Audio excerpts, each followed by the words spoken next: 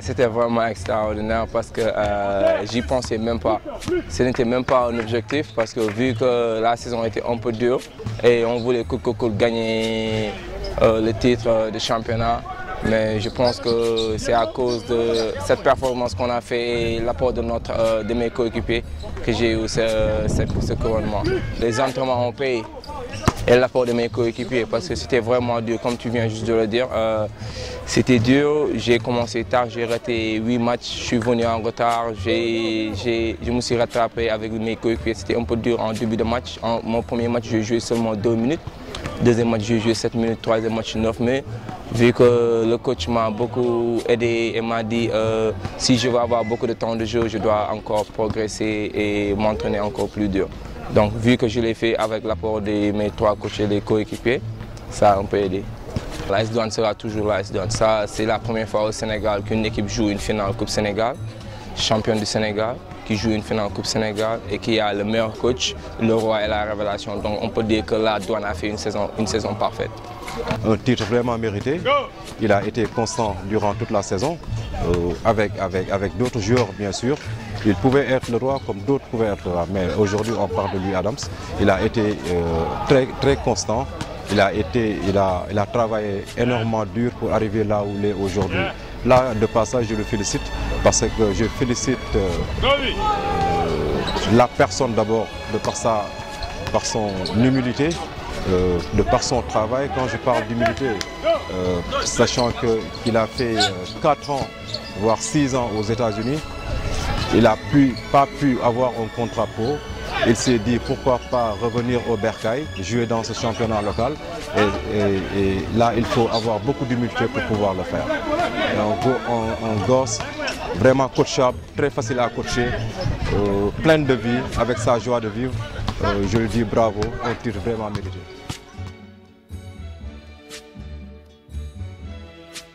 Bon, bi ma ko yëgee am naa ci mbégte am ci contentement bu rëy parce que du ma ni gulet mais tamit gulet laay wax pour ak équipe ville de Dakar. xalaatoon naa ni mën nañu am ba fu muy mujj ville de Dakar ren dana fi génn man xamoon naa mu nekk man mu nekk keneen yëpp.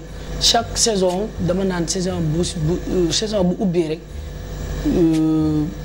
li may yëngu muy basket bi j'ose du ma gën a performance. man loolu laay wane chaque fois di wane sama xarañte si biir terrain bi chaque fois damay wane lool ni man chaque fois naa wane dara nit ñi di ma bàyyi xel naa wane dara nit ñi di ma wax mais en même temps dama daan jouer pour sama équipe Ville de Dakar parce que dama daan jouer man musuma gagné trophée sans sama équipe gagné dara musi am trophée yi ma gagné yëpp ba si Saint-Louis ba Ville de Dakar yëpp équipe bi day am dara. ñoom ñoo ma dooleel man xale yi joueurs ASC Ville de Dakar man ñoo ma dooleel man mën naa wax loolu parce que dañu ñëw ñu jox ma teg ma sama place. respecté ma voilà may nekk si entraînement bi di liggéey toujours ñu may encouragé di ma yokk force bëgguñu benn yoon gis sama kanam lu ma naqadi wala may am xel ñaar mënul nekk. loolu moom capitaine bi ko jiite ki ne moo jiite loolu yëpp ki ne kan moo jiite loolu yëpp ma fekk fi ay dirigeants yu baax dirigeants yoo xamante ni amuñu benn problème voilà ñoom équipe bi dañ ko jàppee comme seen équipe bu famille ñu ñëw suñu président Yatma Diaw jaboote ñëpp la jaboote. ñu ànd ak suñuy entraîneur Tafa Gueye Oussou Bondé ku si Aïda ñoom ñëpp ñu nekk ñoo xamante ni ñu baax la ñu amul benn problème ku si yoo xam ne dañu jàppee comme seen ay doom lañu jàppee mën naa daal équipe Ville de Dakar daal équipe bu famille la ñun famille la ñu. J'en suis d'autant plus content qu'elle a quitté Saint-Louis où elle a tout gagné. Elle a été vraiment une formidable joueuse. Maintenant, quand elle vient regagner ce titre de chez nous à la Ville de Dakar, ça prouve que elle n'a pas perdu son temps. Vraiment, c'est un plaisir réel de voir Ndeye à ce moment-là.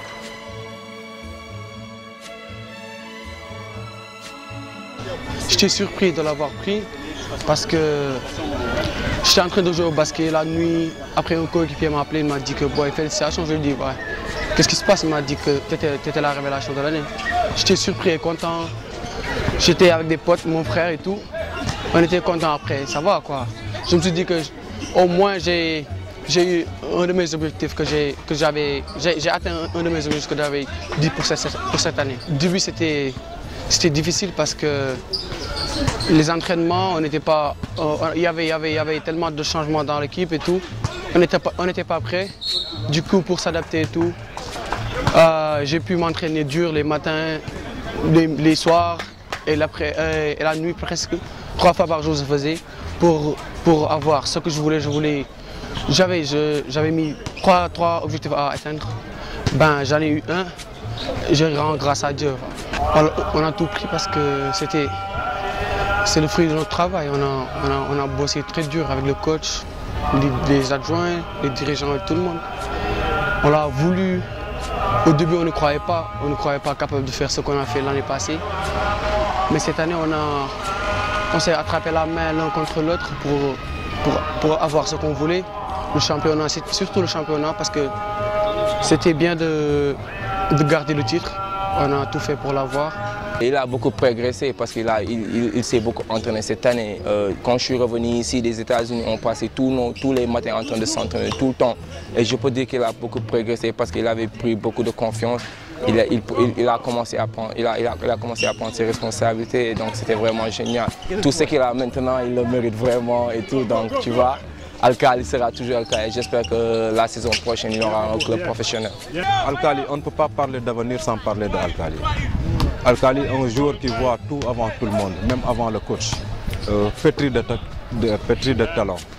Je demande juste au bon Dieu de lui accorder longue vie, de continuer à persévérer, de continuer à travailler pour j'en suis sûr, un jour porter le maillot de l'équipe nationale.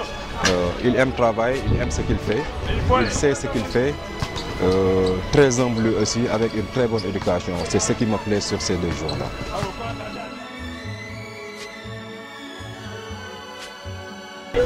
biñ ma woowee nag ci nomination biñ ma def sama xol seddoon na si torop parce que du lu ndaw daal mën naa ne du lu ndaw di sant yàlla rek bu baax a baax di remercier ñëpp parce que su doon man rek mën naa ni duma ci génn kon maa ngi remercier ñëpp surtout waa ASFO sama coach yi sama dirigeant yi suñu joueurs yi xale mag ndaw ñëpp ASFO yëpp nit moom soo bëggee dara il faut nga def dara doo xëy rek nga toog bilan bi ren gaa recommencé métti woon na trop mais après dañ koy liggéey rek yàlla jàppale ñu si ñu liggéey ko yàlla jàppale ñu si ba ñu am tey li ñu am yëpp di ko sant bu baax a baax a baax ASFO aw ma lu dul ñoom vraiment ndax li ma am nii bi ma ko amee ñoom laa njëkk a xalaat sama xel yëpp si ñoom la njëkk a dem parce que nga yor xale xam nga di koy liggéeyloo di ko encouragé bëgg ci moom lu bëri yàlla def lii tey. satisfaction bu rëy la ci équipe bi kontaan nañ ci bu baax vraiment muy loo xam ne tamit lu ñu yéene looli la parce que xale la bu jigéen bu ndaw boo xamante ne sooy xool ci 4e année wala 5e année de basket la nekk et mu ñëw nangu di déglu luñ ko wax fuñ ko teg fa lay teg. moom loolu dafay nit koo xamante ne bu nekkee fii si terrain bi vraiment ambiance dafay am bu ñëwul ñëpp dañ koy laajte parfois man sax daf may sonal su ma bëggee côté concentration je suis obligé naan ko loolu concentré wul wala sax ma koy gële mais positivement lay nekk tout le temps elle est concentrée moom mun nay foo te dafay concentré wu ci li muy def am na talent nag parce que ku def 4 ans jàpp 5 ans de basket vraiment nga ñëw jël prix bu mel ni ah yaakaar naa ne bu ñu continuer liggéey ak moom continuer ko suivre moom mu ñefe bu baax a baax a baax mën na leneen lu dul li topp ci. kon maa ngi remercier ñëpp di commencer ci sama yaay parce que ngay bàyyi xale muy jóge fu sori di ñëw entraînement gaa yombul. tourné ci samay coach di leen remercier bu baax a baax parce que lii lépp ñoom la bu ñu deful woon ci man entraînement bu war tey fii dima fi yegg di remercier suñu président suñu dirigeant yi supporters yi suñu joueurs yi ñëpp di leen remercier bu baax di remercier sama 2e famille bi ma nekkal fii.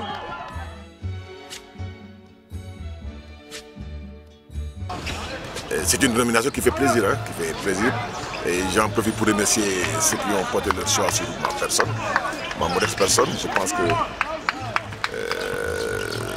toute distinction est agréable à prendre parce que ça fait que je ne suis plus un novice, mais vraiment c'est très désagréable d'être reconnu par ses pairs. On a fait une excellente saison. Excellente. On a fait toute une saison avec 2 défaites, dont l'une qui nous a coûté le titre de champion. Je pense que nous avons été une très bonne saison. Mais nous la devons au président Yabma. Aujourd'hui, j'ai une pensée pour lui qui a mis tous les jalons qu'on a passé à ce niveau-là. Ma récompense, principalement, je la dédie à toute la SFV de Dakar, aux joueuses, sans qui on n'aurait jamais arrivé à ce résultat-là, aux dirigeants et aux supporters. moo gën a xarañ ci championnat bi man mën naa wax loolu parce que final yëpp moo ko final. Saint-Louis final na Duc final na ak Jaraaf yooyu final naa moom coach Tapha bi du ma ni guléet man lii xamoon naa ko man bett ma woon xamoon naa loolu parce que coach la boo xamante ni ku jox gëdd liggéeyam la ku jox respect liggéeyam la loolu moom xam naa ko si moom. voilà bu liggéey bi ñëwee daf koy jox àqam daf koy jox cër voilà day jox équipe bi lim moom daf ko koy jox voilà coach la boo xamante ni man wax dëgg yàlla lii bett moom ci moom lii moom xamoon naa ko man bett moo ci moom man xamoon sama base mais bu coach Tapha moom boobu moom xamoon naa ko parce que xam nga dafa def loo xamante ni si championnat bi lu jafe final yëpp moo ko final xam nga jël si ñetti coupe benn coupe rëcc si voilà ñu sant ko yàlla bu baax tamit mu ànd seeg ñun gëm yàlla bu mat sëkk wax dëgg yàlla bi ñu peete dafa ni affaire bi moom la moom toujours bu ñu peete day jël affaire bi ni moom la foot bi moom la te alors que ñun xam na ne am na ci part de responsabilité bu réussi la am noonu.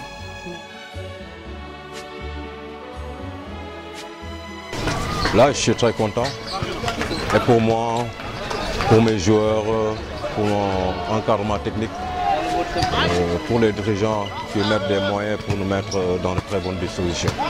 Un parcours assez mitigé quand même, parce qu'au début, ça n'a pas été du tout facile, sachant que nous avons perdu énormément de joueurs l'année dernière, si je ne me trompe 9. Donc c'était très difficile avec des nouveaux joueurs qui venaient d'arriver. Et il fallait qu'il adhère à la démarche de mon coaching. De ce fait, ça n'a pas été du tout facile, mais à force d'y croire, à force de travailler, à force de patience, on est arrivé au plus important, c'était de conserver notre titre. Les bons jours font les bons coachs. Mais au début, personne n'aurait parié un seul franc que nous allions encore conserver notre titre, ce que nous avons fait. Mais après tout, c'est le travail de tout un chacun, des joueurs qui se sont donnés à fond, qui ont respecté les consignes, qui voulaient conserver leur titre. C'est ce qui nous a valu ces titres personnels. Ça n'a pas été du tout facile. Hein. De dehors, les gens pensent que peut-être que ça a été facile, mais loin de là. Vous savez, être champion et rester.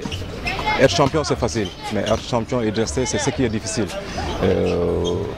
Mais je pense que la collaboration a été vraiment positive, même dans les moments les plus difficiles.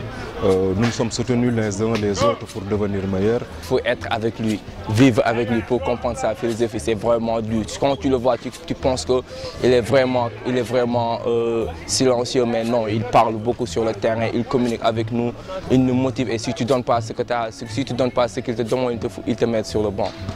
C'est ça sa philosophie. C'est pour cela qu'on l'aime beaucoup, parce qu'il ne touche pas avec nous, il nous dit que la vérité.